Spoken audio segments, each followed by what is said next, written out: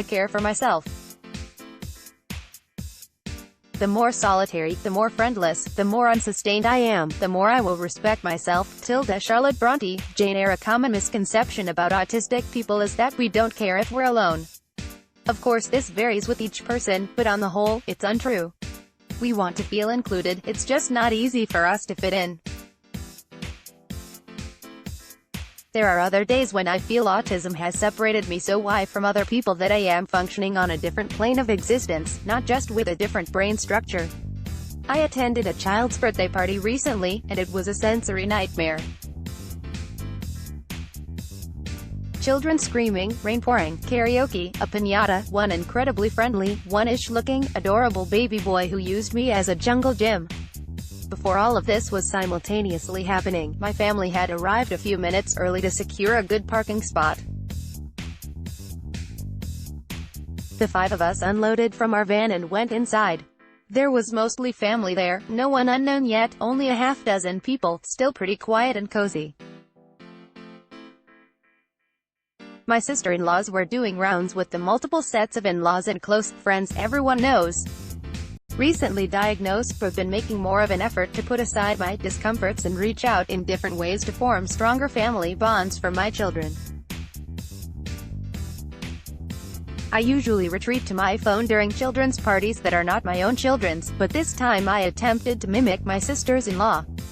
I put my purse away and went in turns attempting to make conversation with my family. The same experience happened with 5 different people.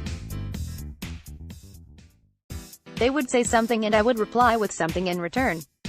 After each time I spoke it was as if I'd said nothing. They would speak after my comments as if I had interrupted them, despite me answering direct questions or comments. I gave up on conversation when things started getting busy, and switched to attempting to give my niece the blanket I'd been crocheting for 18 months. My niece is only almost 1, so I gave it to her mom to open. She did not take it from my outstretched hand, nor did she show interest in it while I was there. When all our kids were settled in the car and my husband was driving home, it began. Anxiety, guilt, self-doubt. What do I do wrong? Why can I not think of things to say that spur conversation? I've spent a large amount of time trying to understand facial expressions I was not built to read. Did I not read them well?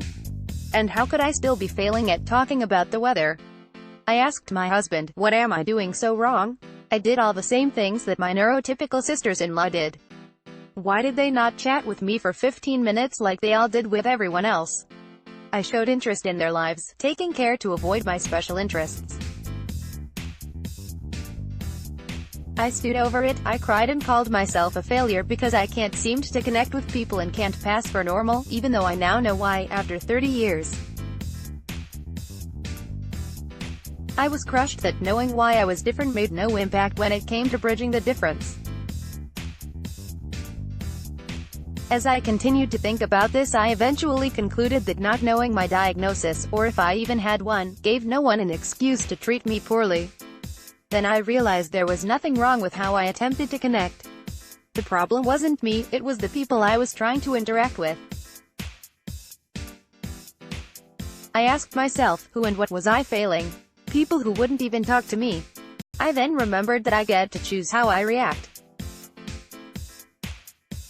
I get to choose to feel bad or move on, and I needed to ask myself what I wanted to feel, and what I deserved to feel.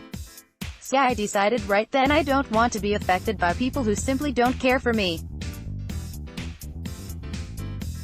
I will probably never connect with my sister-in-laws, not one of the 4. I've put in a lot of effort trying and failing. The way I choose to see it now, I was born with the ability to weed out shallow relationships. I didn't do anything wrong besides not be my true self. The traits I was born with should not determine other people's treatment of me, just as my treatment of others is not dependent on them, just myself. I will never pass for your typical wife or mother. I didn't for the first 30 years of my life when I didn't know I was autistic. I doubt I will in the next 30 years with an explanation for my traits and behavior. I am learning that is not just okay, but great. I choose now to live like it's not my job to sacrifice my comfort because I socialize differently.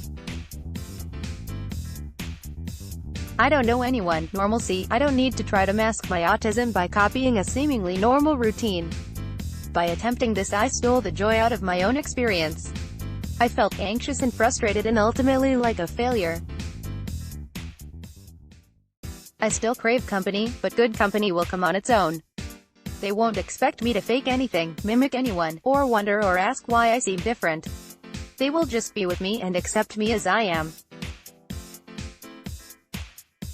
Being autistic has impacted my entire life, and for most of my life I never understood what was happening. I got blessed with an extra set of challenges I had no choice over. But I do get to choose how strong those challenges make me. I choose to get stronger every day. I choose to be my own hero. Every day, I choose to let go of my self-doubt and hold on to my true self.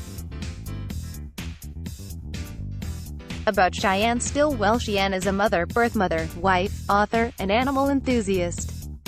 She has been reading and writing her entire life and was published first in a poetry book at age 12 and again at 25. Diagnosed late in life with autism, she has devoted her time to helping people understand and accept autism without trying to change it. Visit her at autisticlookingglass.com. See a typo, an inaccuracy, or something offensive? Please contact us so we can fix it. Let's block ads. Why?